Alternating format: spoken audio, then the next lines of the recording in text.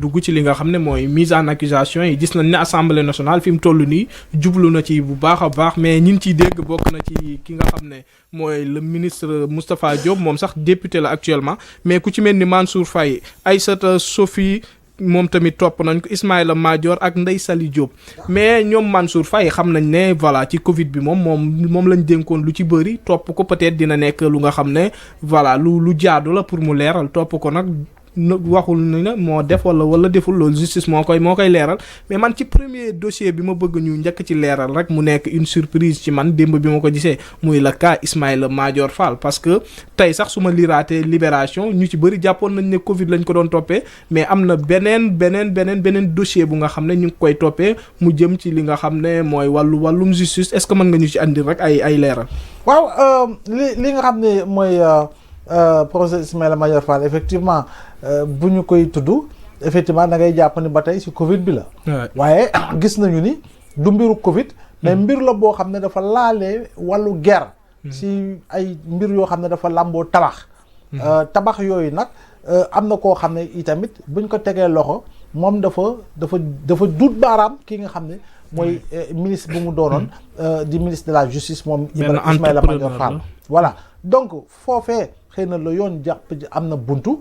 xëy na mën nañu enquête ba gën ko approfondir si loo xam ne maak yow yëguñu pour véritablement mën a jëm si kii nga xam ne moo di mise en accusation ki fi nekkoon jëwriñ si wàllu yoon di Ismaïla Madior Fall. Donc de ce point de vue là je dis encore une fois c'est un justiciable parce que moom yàgg na ko tudd c'est un justiciable à l'image de tous les Sénégalais kon boog du tur wi du jëmm ji waaye fee yi tax ñu ne kii war nañ kaa topp loolu moo am solo parce que du tur bi du encore une fois jëmm ji est-ce que dañu la njortu ni da ngaa def njortu ni da ngaa def kon boog dañ lay topp buñ la toppee nag yow mi ñu topp mais yaa war a andi preuve pour wane ni la ngeen may jiiñ la ngeen may wax amul waaye itamit ku koy jiiñ ak ñi koy jiiñ am si ay preuve wane ni moom moo ko def jàpp naa ne yoon foofu rek la mën a nekk gis nga buñ la woowee parloo yuuxu ak yu demee noonu comme ni ko Mansour di defee dafa amut solo. léegi bàyyi na big bi de mi ngi ci micro yi. waaw moo lay wax noonu dafa amut solo parce que yow sa bopp dina wax ba dugal boppam.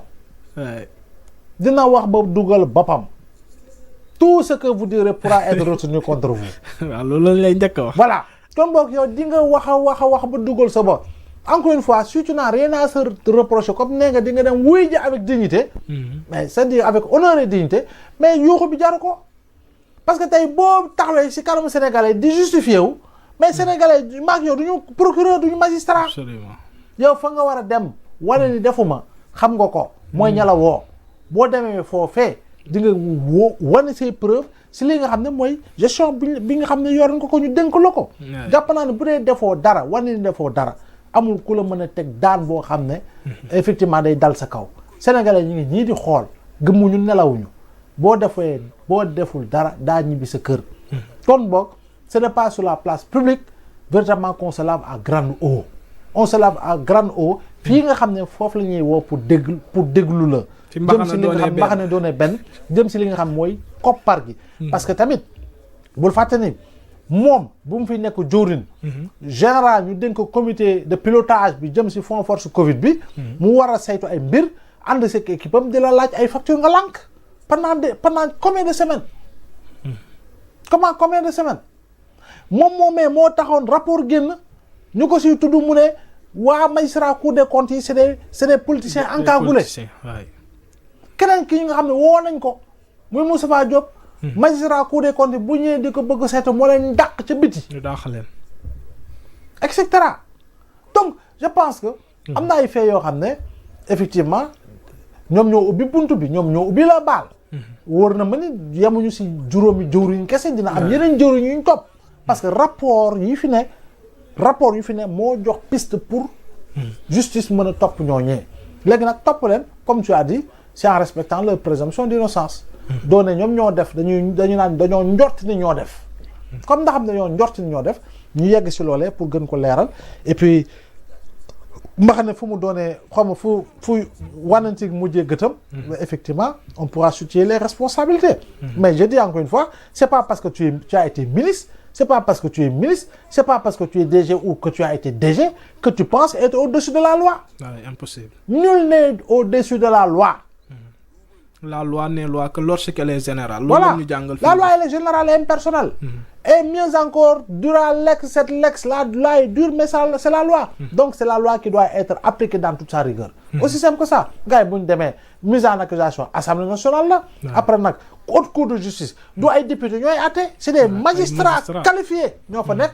donc premier président cour suprême loolu. voilà mu ngi noonu boo yoree nag preuve yi jàpp naa ni foofee dina yomb pour nga wane ni. en tout cas justice moom gars yi ñu ngi doon wax dafa lent mais soo xoolee démb ci mise en accusation ministre yi ñu dugal nga xam ne ñoom ñu ngi def benn travail ci suuf bu nga xam ne ñoom xooluñ li Sénégalais yi bëgg mais ñoom seen temps lañ topp. seen temps lañ topp. te topp seen temps mooy def enquête yu leer. def liggéey bu wóor. transmission des dossiers mu jaar fi mu war a jaar ku ko war a jot ci saytu ko bu dee day dolli leen mu dolli ko ci. je pense que aujourd'hui on dira toujours lenteur de dossier. Oui, ça peut être un problème de perception. Rapidité des dossiers, ça peut être un problème de perception. Mais la chose la plus essentielle mooy bàyyi yoon daal mu def liggéeyam ba nga xam ne suba ñëpp daañu ne bravo. yoon si liggéey bi nga xam ne liggéey na ko mu nekk liggéey gu set te leer te wóor.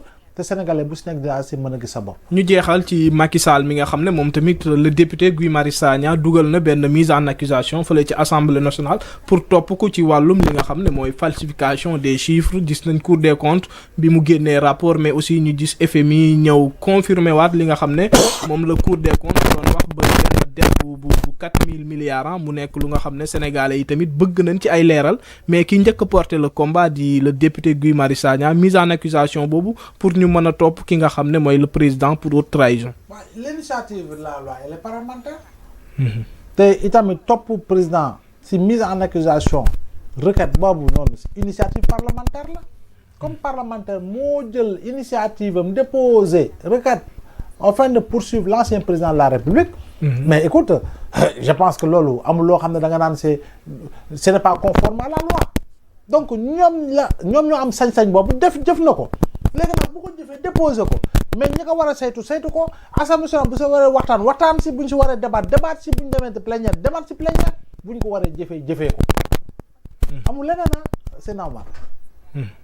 amul leneen loolu daal moo si la seule chose léegi nag keneen dina ne ok waruñu nañ topp mais je dis encore une fois moom jox na contenu.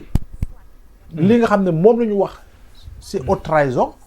léegi nag interprétation lay laaj ñi ko war a interpréter ci assemblée nationale interpréter ko. lañ si war a jëfee ko man néew man nañu topp wala ñu bañ a topp mais je dis encore une fois un président c'est également un citoyen avant tout. soo xoolee li xew ci monde bi léegi impunité amatul ci président yi. Sarkozy il a né à son quasiment 5e procès. mi ngi xaar le verdict dans l'affaire des fonds libyens. les fonds libyens c'est depuis quand. depuis quelle année avec Kadhafi. Rek 2007 la. voilà 2011 voilà donc présidentielle France 2007 la woon si je ne m'abuse. donc juste pour dire Donald Trump bi nga xam ne c'est l'actuel tout puissant. voilà ni si wàllu président yi. mais bu mu ñàkkee nguur gi ñaata procès. wala boog ñaata yoon lañu ko convoqué si wàllu yoon. donc juste pour dire encore une fois ñun également dans nos pays. du ma dañuy ubbi benn brèche boo xam ne ñun. toujours c'est l'esprit de vengeance l'esprit non juste pour dire que oui que tu sois président ou que tu sois Ablaye Mbow ben écoute tu es un justiciable et tu restes et tu demeureras un justiciable yoon bu war a def liggéey si yow dafa war a def liggéey si yow. mbaa dossier yi du bëri ci moom parce que kii falsification la wax mais wàllum li nga xam ne mooy crime de sang yi tamit gars yi mën nañ ko jàppee comme haute trahison. waaw loolu yëpp buñ ko dëxëñee. comme si mun di doon yaay xool yow lan nga mën a qualifier comme étant la haute trahison nga bind ko. après nag les faits seront qualifiés ou pas aussi simple amul fii c'est normal fii ay dissertation yu bari yooyu amul fi de ñu ñoo bëgg dugg si ay tëpp na ma la tootoo tapptaat xam et cetera mais je pense que ñoom ñi am initiative de prise de décision pour jëfee loolu mais comme si mun doon mën nga ko jël ko jëfee ko parce que ñun dañ na waan moo tradition sénégalaise la nos président bu paree nguur dafa rafet beneen président gunge ko ànd yooyu wala tradition sénégalaise la mais nag Sénégal li mu dund ci 2021 2024 musu ko dund non parce que c'est dans la durée c'est la première fois ñu am crise bu durer 3 ans boo xam ne daanaka amul noppaleku 3 ans durant yoo xam ne crise permanente loon c'était une première daan nañu am ay crise poste comme pré-électoral comme post-électoral mais si période la doon alors que bii nag dafa nekk si ay période ba nga xam ne effectivement taroon na donc je pense qu'il faut savoir situer les responsables ku def ñu xam ne yaa def ku deful ñu xam ne defoo. En tout cas waxtaan bi amoon na solo bu baax a baax mais liñ ñu cërale woon ci waxtu jeex na